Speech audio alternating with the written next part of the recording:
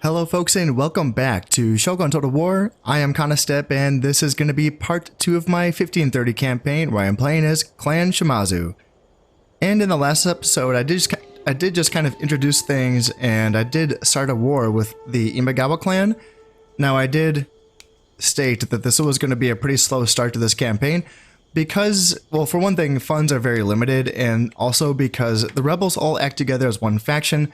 So when you are attacking the rebels, just, one province at a time, or one region at a time, you have to be aware that all of the other provinces full of rebels can be attacking you as well. So in this situation, I am lightly guarded in Hyuga and Higo with just one Ashigaru per province. They can, if they need to, retreat back to this castle to garrison it, and that will hopefully give me enough time to react to that with my main army that is taken land up here in Chikugo, which is a river province. And by doing that, I did betray my allies, the Imagawa clan, because it presented the best opportunity for me to kill a lot of their men and potentially make the invasion of Hizen a lot easier. Now, in this playthrough, that didn't happen the way that I would have liked it to happen. In other practice campaigns, sometimes what will happen is that once you've done what I just did, then there's nothing left in Hizen. Now, it can be reinforced during this end turn, so like, I did have it in one situation where I attacked Hizen when there was nothing here. It brought one unit of archers during that end turn, and I easily killed it and won it, and I had Hizen right away. And I was able to kill that unit of archers down to the last man, so there was no siege either. So that was a very clean opening. Now, in this case, this is going to be a bit slower because this is not nothing. This is probably 4 units of soldiers for the Imagawa clan. In addition to that, they do have a 1-star general, which again is not nothing. Also, their archers do come with higher honor just because they are trained in Totomi, which gives that honor bonus. So going into Hizen right away would be a pretty bloody battle. I probably could win that, but then the question becomes, can I hold on to Chikugo? Because it's also going to be having loyalty issues considering that I've just taken it.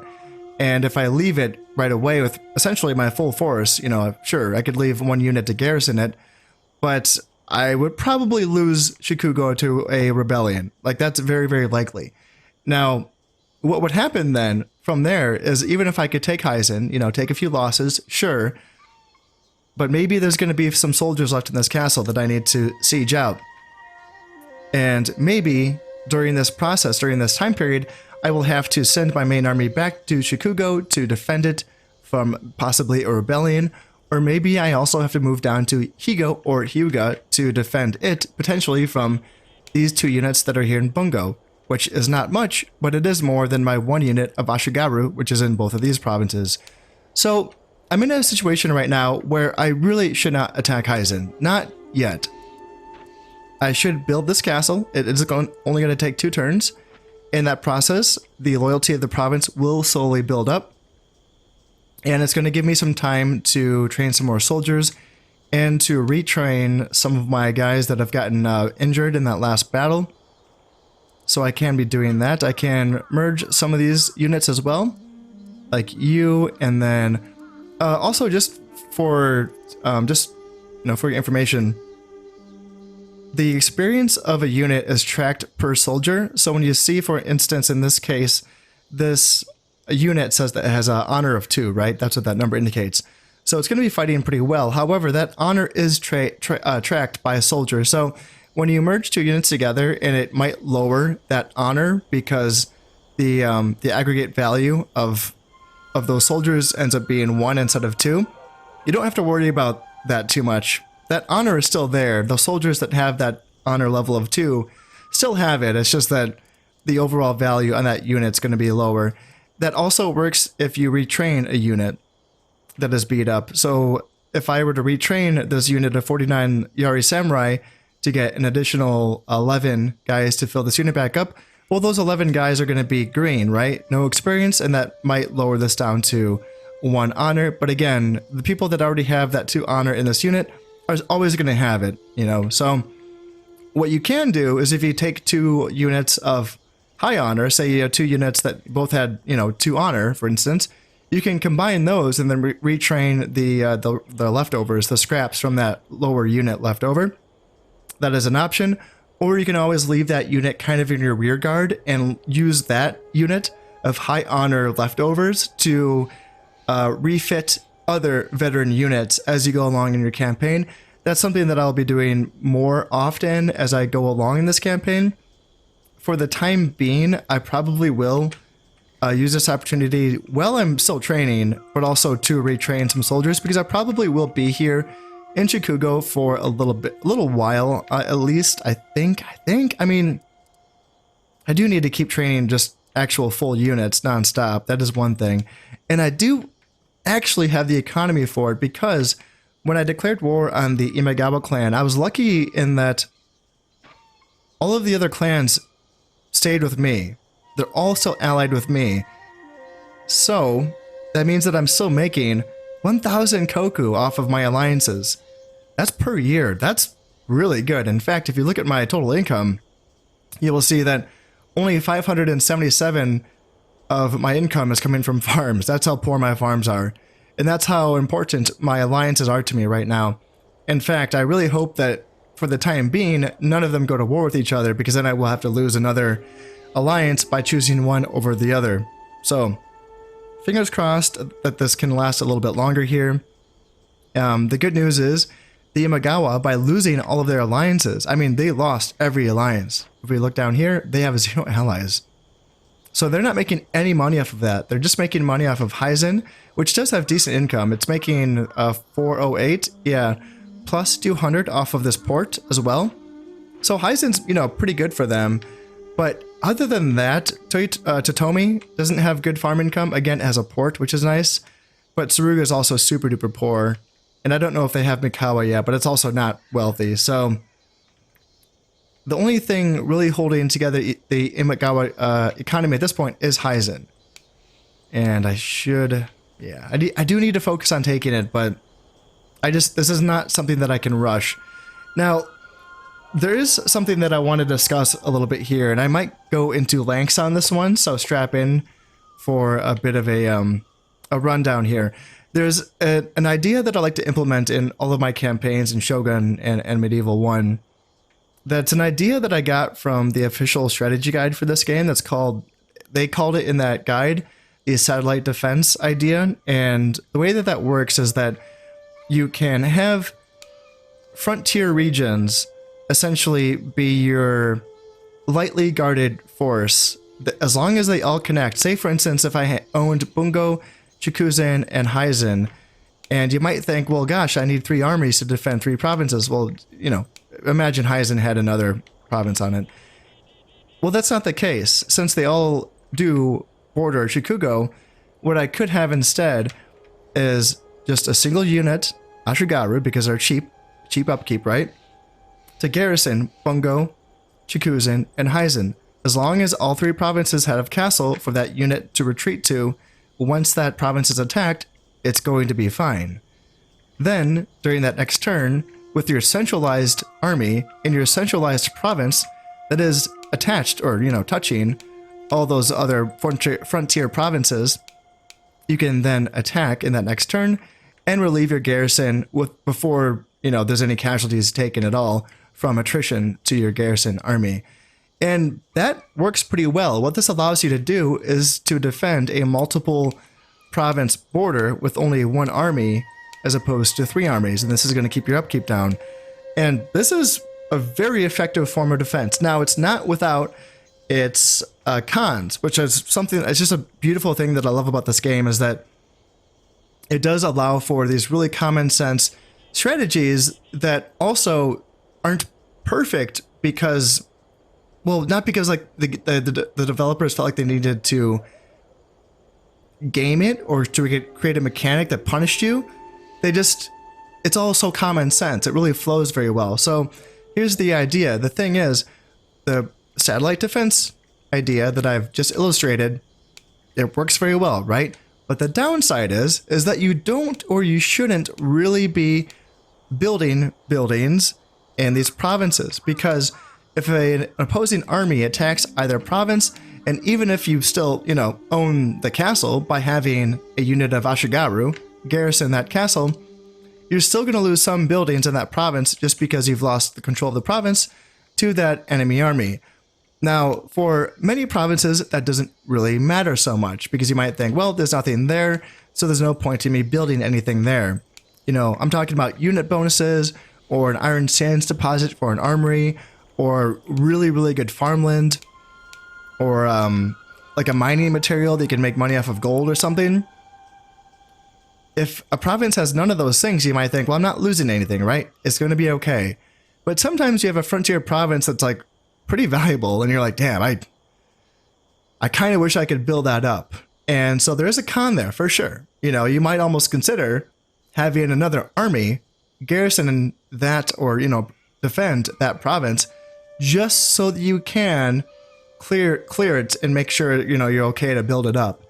Whether it's going to be for military infrastructure or economy or whatever, you might consider doing that. And it's just a really elegant, common sense, beautiful system that's all incorporated into this really simple, elegant game that also does work in Medieval. I'm not too intimate with Medieval's map yet. It's still pretty foreign to me. And for that reason, I'm not quite comfortable with doing a lot of these strategies because, I don't know.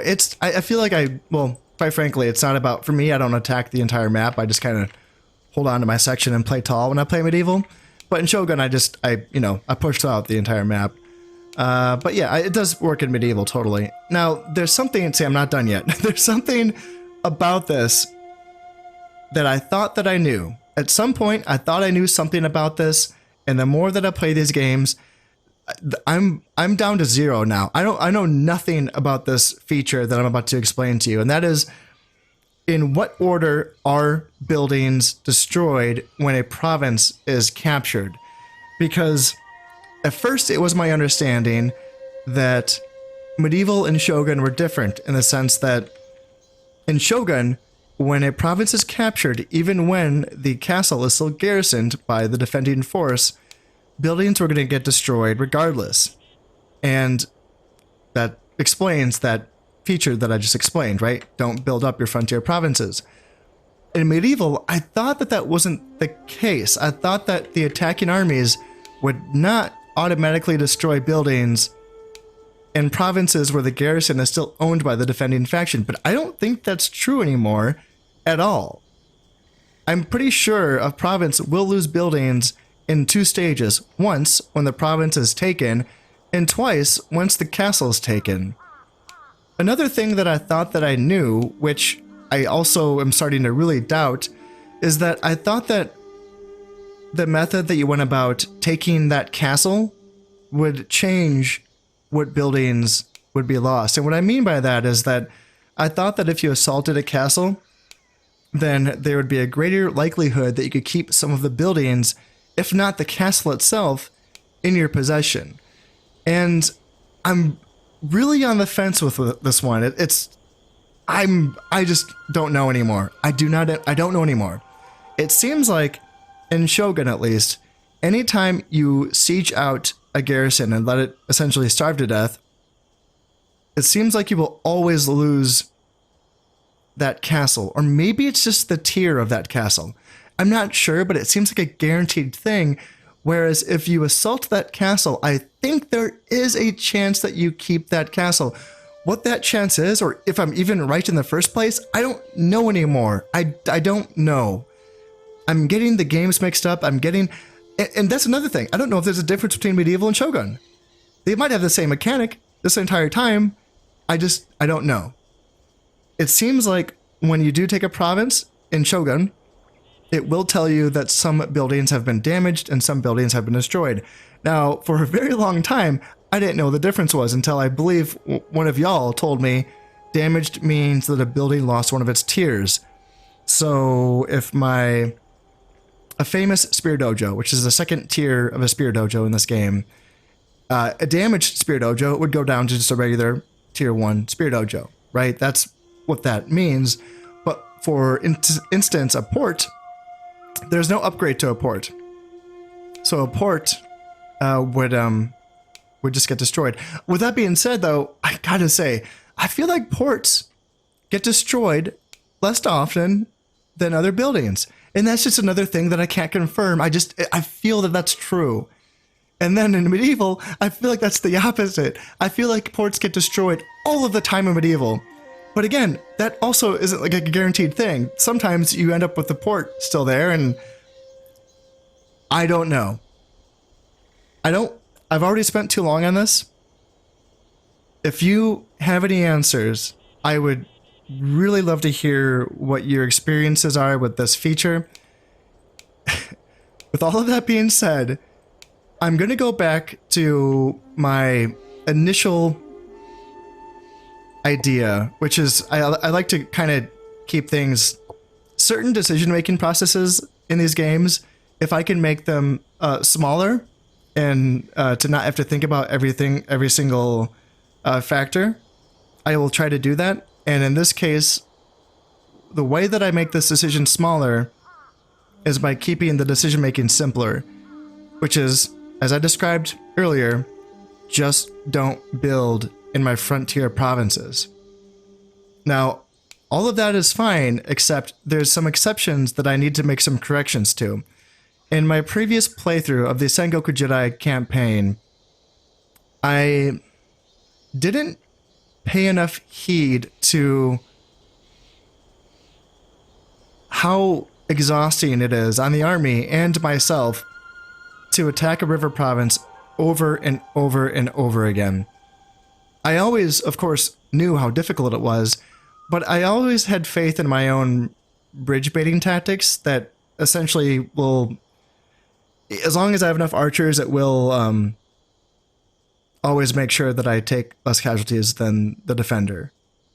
Yeah, every single time. It'll guarantee that.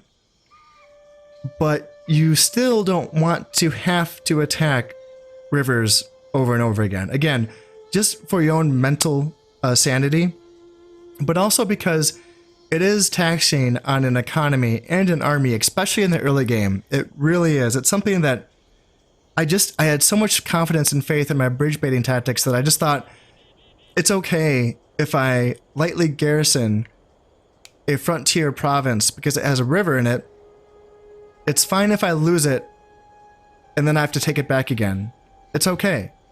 Because that's the thing. When you do relieve a garrison, when you have a unit in a castle, and you're relieving that garrison, you are the attacker. You're no longer the defender, right? So if you have a frontier province that is a river province, and you're thinking, oh, we'll just do what the Kana Step said. Have that castle, garrison it with one Ashigaru unit, have that unit retreat back to the castle when it's attacked, and then attack back in the next turn and fight that offensive river battle. I don't want to do that anymore. I don't want to do that. Once I take a river province, I want to keep that fucking river province. I'm just... The river provinces, the river battles are the worst part in this game. And I love this game, but it's the worst part in this game. It's frustrating because Creative Assembly could have just made more river provinces that had 2 bridges. But they didn't do that. They did 1 province in this game with 2 bridges. 1. Owari. That's the only one. Every other river province you have to fight over a single fucking bridge, and it's ridiculous. And one of my favorite things with medieval, this is getting long-winded, this is getting really long-winded now, but one of my favorite things with medieval is the fact that they fixed that. They did various things with medieval to make that less of an issue. And I'm not gonna, that's a different tangent, but they did a good job with that. So, all of that comes back down to this. My situation in the here and now. I own Shikugo, it's a river province, and I don't want to have to fight another offensive battle over this province. What could happen if I were to attack Hizen right now is that I could win. And then I might have to come back to Shikugo. Now, when there's a rebellion in a province, it takes a turn for that rebellion to take over. So I could make it back to Hizen, to Shikugo during that end turn with my main army and fight a defensive battle. That part is fine. What's not fine is if a rebel army comes in from Shikuzen or Bungo perhaps, and there's no hope for my single unit to defend this province by myself, and I have to retreat to that castle and then have to fight an offensive battle over a river that I've already taken before. That's a problem. And that's what I want to avoid here. So, and then the problem with that is that if I have to leave Hizen right after taking it, then there's going to be a loyalist rebellion. Almost a 100% guarantee that the Imagawa force is going to get a huge group of reinforcements. Not as dramatic as like medieval, I feel like, but still, they will get an army of soldiers. In some cases, soldiers that they can't even tech up to yet. You know, there's loyalist rebellions that have no Dachi samurai in them, and that can be kind of tough to deal with if you don't have enough archers. So, I do not want to give the Imagawa a second life here by giving them a loyalist rebellion. I do not want to give these rebels here in Bungo and Shikuzen an opening here to attack my river province, or my other provinces for that matter.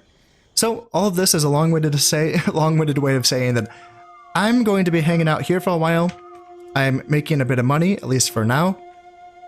I have an emissary who's already talked to everyone that's worth talking to, although I would like to get an alliance with the Imagawa clan once I get my automatic ceasefire with them, which is not going to happen until I've kicked them out of Totom or out of Hizen.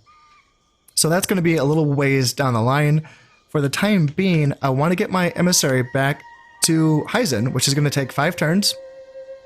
And then he can spy on this province and tell me what is there. Sure, I could build a border watchtower, but that's...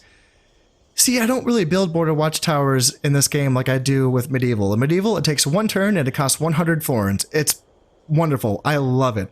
That's another great thing that they did with medieval. In this game, to build a border watchtower, which has the same function, it increases the province happiness or loyalty, and it gives you vision on adjacent provinces and the armies within. Same function, right? But it takes 2 seasons to build and 200 koku, which, man, that feels a little bit restrictive. Like, it's not much, but at the same time, it's like, no, absolutely not. No, I am not building that. I have an emissary who, for the time being, is still alive, knock on wood, and he can get back here into Hizen and he can tell me what is inside this army. And yeah, we can go from there. In the meantime, I'm not going to build any buildings. I just need to train soldiers. All I can train are people from Satsuma. It's tempting to build another dojo somewhere, but as I just mentioned, I'm not going to build something in a frontier province. And right now, all of my provinces are frontier provinces except for Satsuma and Osumi. And Osumi does not even have a castle yet. So, Satsuma, you're my go-to right now. I have enough money for the rest of this year to build this castle and then to train 1 more archer and 1 more Ashigaru, and that should be good. I could train a Yari Samurai, but again, just because their upkeep is higher, I'm probably not going to train any Yari Samurai until I've at least conquered Kyushu. That's not to say that I won't retrain units of Yari Samurai, like that's fine. In fact, I probably will just do that. Let's do, let's take you and do that, and yeah, let's just like take down, let's take my 3 injured units, my Ashigaru, my Yari Samurai, and do that, and, let's do just 1 unit at a time, so I don't leave Shikugo, undefended. And they can just start making the train back to Satsuma, getting refitted and being sent back up. In the meantime, I will, of course, train a few more units. And the idea is to not just get Shikugo ready to go, but also to fill in Higo and Hyuga as well. I want to get a little army, nothing too crazy, but, a couple spearmen and a couple archers in each of these provinces as well, I think will go a long ways. So that's going to be the goal, is to get probably just like a healthy 4-person army or 4-unit army in both of these provinces, just something to make sure that Bungo can't mess with me, and then build up a force here in Shikugo that feels comfortable with taking Hizen. And also having a few units left behind to make sure I keep Chikugo from any other shenanigans, right? So, yeah. There's going to be a bit of building up here. I'm going to basically make up for this long-winded intro by making the next few turns pretty fast. You probably will not see much. I probably will edit out a lot of the stuff that I've already told you that's going to happen.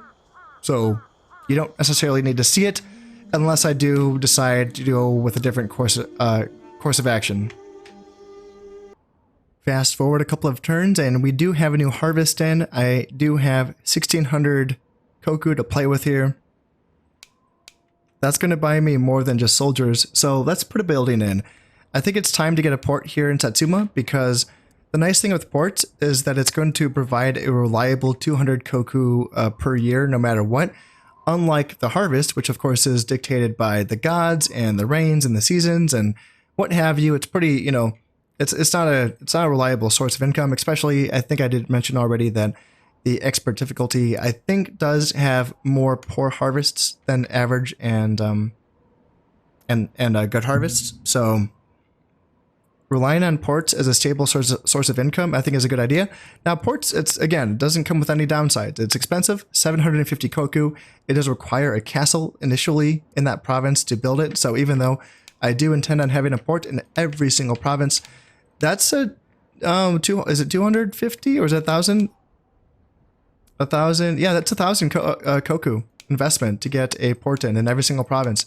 But it is worth it in the long run. It does, as I mentioned before, it gives that stable income boost. Also, I do intend on, this is going to be a spoiler alert, but I do intend on converting to Christianity when the Portuguese come and meet up with me, because Christianity is just like the meta. Like that's just what you do in this game. If you want money, convert to Christianity every single time.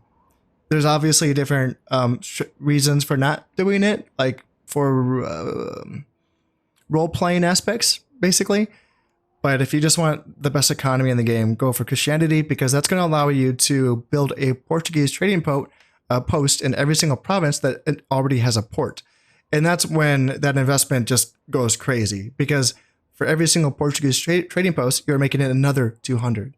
And that's a cheap building. I believe it only costs like 400 koku, and it takes like not long, like 2 turns maybe to build. I can't quite remember, but it's a fantastic investment. And that's where your economy is just going to go through the roof. But as I mentioned before, it does require having that port initially in every, in that province. So that's what I'm going to do, is build a Portuguese trading post in every single region that does border the ocean, which in this game is most regions. So that's what I will be doing. For the time being, this is a great time for me to build the port. It takes a long time to, 5 turns, 5 seasons is quite restrictive, but this is kind of the dilemma that a lot of times you face when building that port in a province where you're also training soldiers, is that you want to tech up your military infrastructure usually, right? You want to be building things like armories and metalsmiths or swordsmiths and palaces and dojos to make whatever soldier you're training in that province better. But now, in this moment, since I don't yet have the Master Sword event so that I can get that sword dojo so that I can train Nodachi Samurai, that has not happened yet. So I'm not really training the soldiers in Satsuma that I want to be training. So this is a good moment. This is a good interim for me to actually focus on that port, because I'm not focusing on my military infrastructure. I'm just training the basic stuff that I can already train. And yeah, that will give me a little bit of a boost to my income as well, provided that at some point I probably will lose some of my alliances. Looks like the Imagawa are bolstering their forces here in Hizen. Hopefully, since I have some forces either reinforcing Hyuga or Higo or getting retrained on Satsuma, hopefully this is enough. 2 Yari Samurai, 2 archers, my Cav Archer son, and then my Daimyo himself. Part of me would want them to attack just because I feel like they'd lose a lot of men, but part of me does not want them to attack because I prefer attacking. So stay in your place, Imagawa. Hang out in Hizen and just wait for me to come get you. The Imagawa look like they would like a ceasefire. I'm not going to grant it to them because I am not yet done attacking to them. Poor guys, they are going to be having a hard time, it appears. I did take a peek at some of their territories while I was passing through them. I did not see much in regards to armies. So this is all they have, essentially. What do they have? 4 archers, 1 Yari samurai. See, if I could count on my Cav archer son and heir to not die in combat, and I could count on his unit to run down some archers, well, you know, say for instance my daimyo runs down another unit of archers, you know, I might feel comfortable taking this battle, but I'm not going to use my Cav archer heir and son in this battle for reasons I've already explained. I do not trust him to not die, so yeah, he's not, no, that's not what we're going to do. But knowing that there is 4 archers and 1 Yari samurai, it is tempting to, once my armies are built up a bit more in these regions, I'm getting close. I just want like a couple more units here in Higo and Hyuga, and then I can focus on getting stuff going here in Shikugo. But it is worth considering training a couple units of Yari Cav. They are expensive. They cost the same amount as my Cav archers. But this is a unit that's, you know, made for, it's a light Cav unit. It's made for chasing down skirmishers.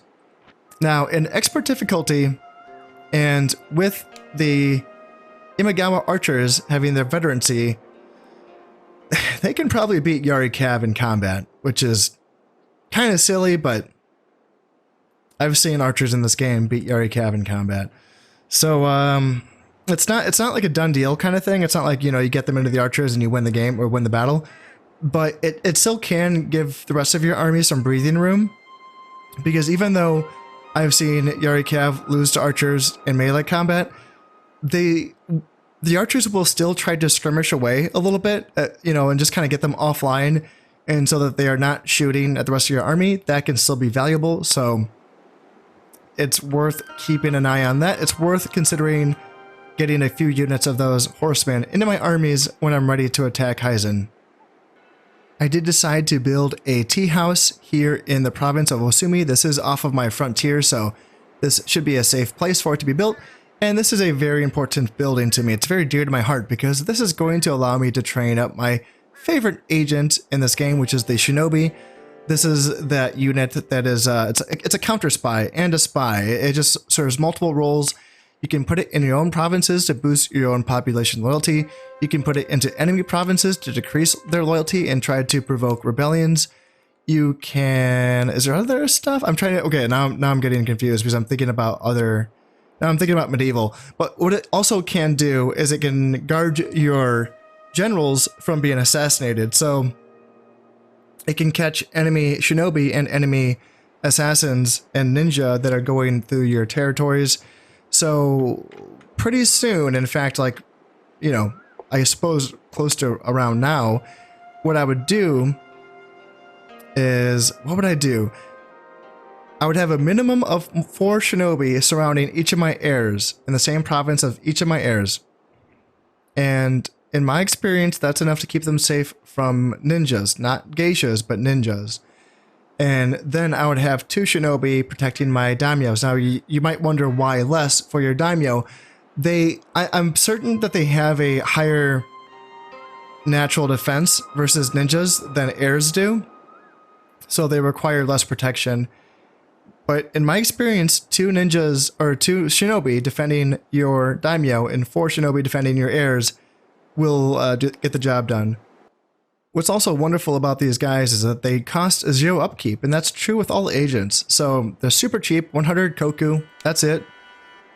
Just train them all up. Let's not get too rich. I have to still control things pretty closely here. I'm not set to, like, I'm not rich enough to set a queue and forget about it, but in any case, I am building up my forces still. My forces in Higo and Hyuga feel better now, and my daimyo's force in Shikugo, he's getting there, but I still want enough soldiers to defend Shikugo while my daimyo attacks Hizen. So that's going to be the goal. I can put taxes up to punitive here because it is autumn. And I did transfer down my 2-star general, which was in my daimyo's army. This is a man who's been with us since the beginning of the campaign, and now he can lead his own army here in Hyuga. Shone Tsukamoto, he is one of my archer units. So hopefully he can do a good job of taking care of Hyuga. And then down here, this is a brand new general that was just born this way. 1-star general, Kotega Nagachika, and you will be leading my army here in Higo. And these are very simple armies. 2 Ashigaru and 2 archers per army. That should be enough to deal with whatever comes my way from Bungo. And yeah, Shikugo has my professional Yari Samurai in it, my three of them, that is. And 4 archers altogether, including this one, with my son, my Cav Archer unit. My son is probably going to be left here in Jukugo to command the defense of this province, while the father goes and attacks Hizen. Now has come the moment that I've feared this entire time. My allies have started fighting against each other. In this case, it is the Yasugi and the Takeda, and I have to choose one of them to remain allied to. That means I will be losing 250 koku from my income, which is that alliance income, which is unfortunate. So how do I choose between the Yasugi and the Takeda? I suppose that I will choose the Yasugi because the Takeda do have territories that are closer to me. They do start this campaign with some territory in southern Honshu, which is just, you know, this way on the map, like just a couple territories over is where they start. They have some territories right there where the rest of their domain is in like central northern Honshu. And I suppose I will be going to war with them sooner. I can take a peek at the throne room map as well to kind of take a look at the map and see. From there, you can kind of see all of the, which factions own which territories. You have to kind of squint. It's not really easy to see, and I don't really show it a lot on in these recordings because I don't know if you guys can really see the map. It's really small, but I can see it. I can kind of see who has conquered what. And the Imagawa want to talk. Yeah, they must be having a difficult time because, yeah, they're coming to talk to me again. Sorry, guys, I'm not ready to talk yet. No, no, no. I want to take Hizen. This is going to be the goal. And I'm almost there. I'm almost there. I did decide to train a Yari Cav. Ooh, I got a 2-star general out of it. Hot damn. All right. Well, hopefully I don't lose him in battle. Ariki and Shigetoki. Okay.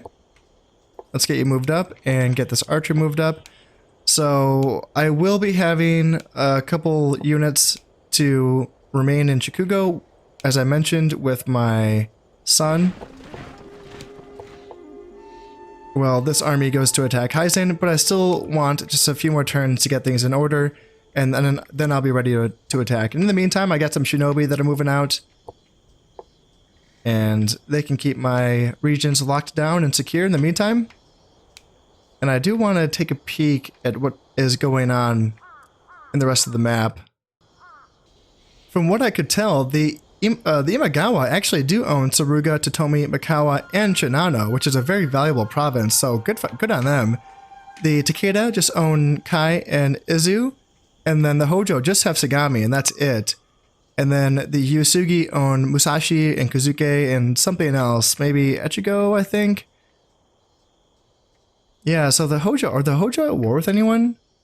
They're not. So do they just start with Sagami and then they just haven't done anything since then? Man, that's tough. It's a brutal start. But yeah, the Oda, they're not really doing much in central Japan, and then the Takeda do have Aki, but they haven't taken anything else besides Aki, so that's probably going to be difficult for them now that they are at war with the Yasugi, so we'll have to keep tabs on that and see how that's going. An event has just happened that does have pretty fortuitous benefits for the Imagawa clan. Their heir has just come of age, Imagawa Ujizane, and as I mentioned before, the heirs do come of age in the lefternmost province that is owned by that faction, so in this case it is going to be Hizen, and here he is. He's an archer unit. Luckily, since he was trained in Hizen, he does not have that extra honor bonus that Totomi gives, but he is a 3-star general. And this just so happens to be the turn that I intend on attacking Hizen. So I did wait for those 2 units of Yari Cav to become available, and for that reason, I will be having to attack a 3-star general instead of a 1-star general. So I have to make sure that these Yari Cav are worth that. It's going to be difficult because, you know, they are a useful unit against archers, but a 3-star general is not nothing. This army is going to fight pretty well. All things considered, only 2 of the 5 total archer units, only 2 of them have honor value of 2.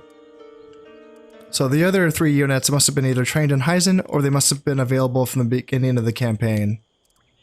And there is still just the 1 unit of Yari Samurai as well. So let's go in there. I have 3 Yari Samurai, 4 archers, 2 Yari Cav, and then my daimyo. It could be a bloody battle, but let's get it done. Let's get Hizen taken over with. I do have my son just kind of hanging out here in Shikugo with a couple units of archers and an Ashigaru unit, as well as another Ashigaru unit on its way, just to kind of help hold the line. And for the time being, I'm just going to continue to train Ashigaru until I can... Well, my income has gone down a bit. You know, now that I've lost that ally in the Takeda clan, I've lost that income. In addition to that, also my upkeep has been increasing just because of all the soldiers that I've been training up. So, yeah, my income is down to, holy shit, 580. Oh my god. Oh, okay. Yeah, I need to start making some money, and to do that, I need to take this province. It is going to be 551 of my guys versus 360 of theirs. Let's get it done. I was given the option of fighting in the light rain, and I decided to take it. It seemed like it was too good of an opportunity to pass up, considering that I was going up against quite a few archers. What was it going to be? 5 on their side, I think? And then 4 archers on my side? Well, that's going to be an advantage to them in the ranged department. So if I can diminish their ranged attack in any way, that could be good. I was tempted to wait a little bit to see if I could get some heavier rain, but I decided that the light rain should be good enough, considering the fact that I also do have quite a few ranged units. I will also be relying on, some good damage in that way. Now, it seems to be coming with a bit of fog here, so I will have to do a bit of scouting to make sure that I don't kind of stumble on into the enemy. But I have just the unit for that. A couple units of Yari Cav should do a good job of scouting out this map for me. As I was expecting a bit of a archery duel in this battle, I do decide to put my archers out in front of my spearmen in this case. I am not going to be getting charged by any units of cavalry or infantry for that matter, so I will be putting my archers out in front. On my left side, 2 archers are going to be screening 2 spearmen, and then on my right side, I will have 2 archers screening 1 spearman, and then I'll be splitting out each unit of cav to my left and to my right to see what I can see, and then my daimyo will stay close to his infantry contingent while I move forward. I am planning on seeing the enemy play out this way because usually this is where the enemy stays. Oftentimes you can see a unit out in the distance on this ridge. Let's see if we can see. Yep, there is some banners off in the distance. And a lot of times I like to put that unit there, oftentimes as bait when you play this map here in Hizen. And then the rest of the army will oftentimes be here in this army. In fact, it looks like, yes, we can see them already. The samurai archers are hiding there.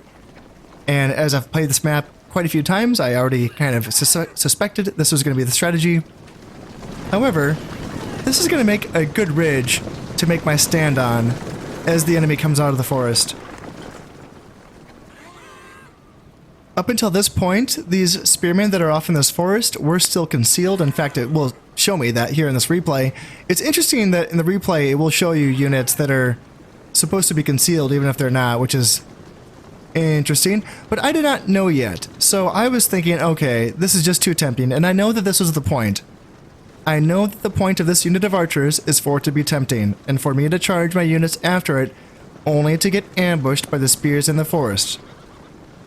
But I'm sending my Yari Cav around to kind of poke around and see what I can see. And then my daimyo, he just gets too hungry. At one point, he turns that way and he says, I'm gonna go get me some archers. And so he starts going. Well, on the ridge, my guys are set up and they are ready to go.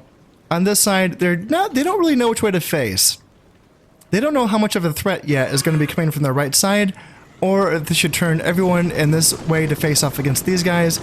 But I do have some Yari Cav that are ready to spring the trap, or not really hidden, but they're ready to go once it's their time to be called upon.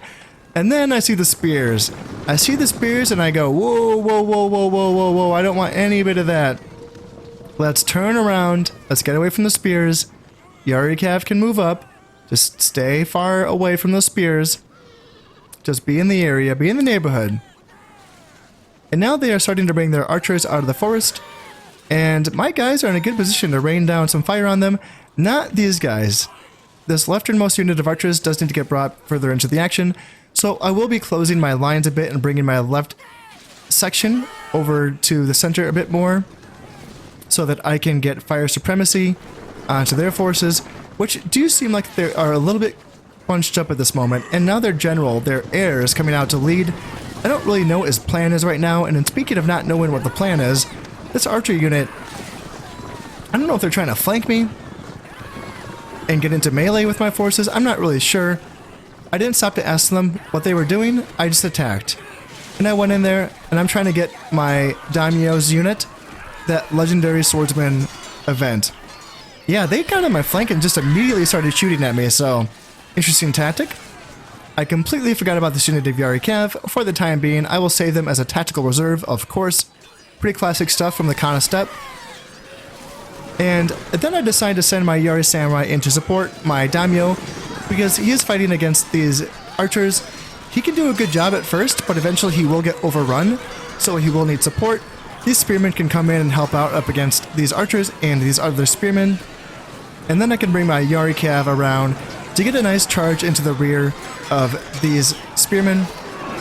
And then I decide it's time for me to start pressing with my spearmen on this side, just to push them offline, just to get these archers moving back. A few of them are already in loose formation, which means they will be taking less fire from my archers, but they are going to be losing morale as well, because loose formation does give you -2 morale. Hopefully it's going to be soon that I remember this unit, because they are going to be useful at taking down this dilapidated unit of 21 archers. And then they charge their archers right into the middle here of my 2 spearmen units, and this is going to be a great opportunity for me to collapse on both sides and take them out. And then I do get a charge in with my Yari Cav on these spearmen, but they are fighting very hard. I mean, my Yari Cav are losing a lot of guys. A lot of guys. See, they get torn up by spears even if they charge them in the rear that are fighting 2 other units. It's crazy. Yeah, Yari Cav are just losing horses left and right. And yeah, the spears are still going. Not these archers though. These archers are getting cut down. My archers are moving up to get a better shot in on their general. And I decide to reposition these archers as well. Finally, I activate these Yari Cav. They can charge down this unit of archers that are in the forest. Typically, you don't want to fight archers in the forest, but being in loose formation makes them very susceptible to being charged. It makes them very easy to kill. Like I said, it lowers their morale, so they will break instantly. Are they running away yet? Not quite yet. Not quite yet. And yeah, these Yari Samurai, speaking of not running away, I'm down to 24 Yari Cav. That was starting with a 16-man unit, mind you, so that is brutal. In fact, one of these units of Yari Cav is a 2-star general, so I hope I don't lose him in this battle. Yikes, I kind of forgot about that. But now the general is running away, and I have just enough horses that are still available to run down a lot of their archers. I think their spearman was pretty much killed, yeah, pretty much to the last man. And now I will be getting a lot of kills in on these fleeing infantrymen. There is a castle waiting for them if they can make it there alive. But it's going to be tough. These horses are hungry. And they're fast. And now Hizen is mine. Hey, that wasn't too shabby, was it? I did lose 129 men. That feels like a lot, but considering that I did kill 354, that's okay. My Daimyo's bodyguard did gain 2 honor. The nice thing about this game is that any casualties that your bodyguard does sustain in a battle will get automatically refilled at the end of that battle. So he will always be at 11 men altogether in his unit. Forever and always. They just get automatically replaced. And yeah, anyone else? Let's see, Yari Samurai. Yeah, you gained 1 honor. This unit of Yari Samurai gained a point of honor as well. Pretty good stuff. Yeah, that went okay. And I was able to run down Imagawa Ujizane as well. So the Imagawa don't have an heir anymore. I did destroy 2 buildings. I forgot to take a look at that. Last I checked, last I remember, they had a farm upgrade, the 20% farm upgrade, which is the first one, a border watchtower, and an archery dojo. So, and that's just taking the province. I've not taken the castle yet. So I did pillage some koku. And yes, perfect. This is what I wanted to see, the legendary swordsman event. I have achieved it. And now let's watch the video.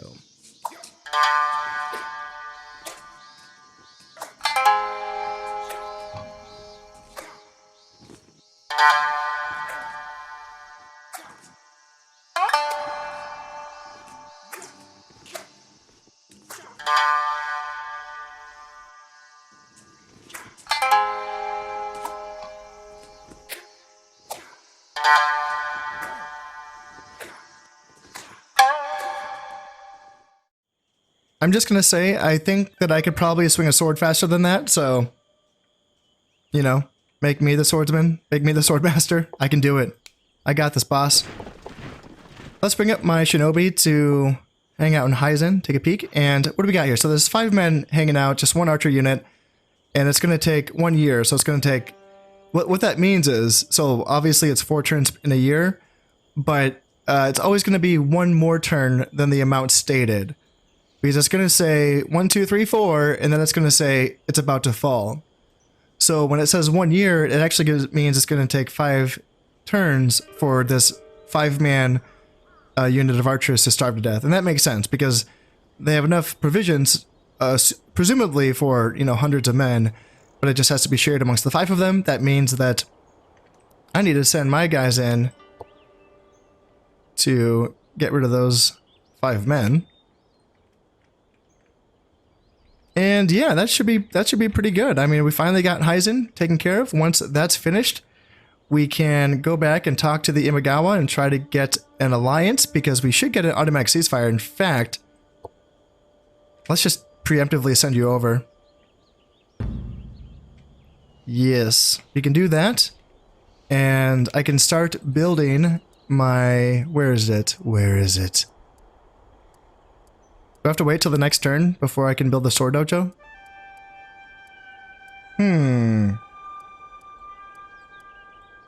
Yeah, looks like it's not available yet. That's interesting. Okay, I'll have to wait 1 more turn so I can start building the sword dojo. But once that's in place, then I can start training up my Nodachi Samurai with that +1 honor bonus from Satsuma. That's going to feel very good. Also, Hizen, as I mentioned before, is going to make good income. In fact, yeah, what buildings do I still have? I have the farm upgrade, which is nice. I have the port, which is nice.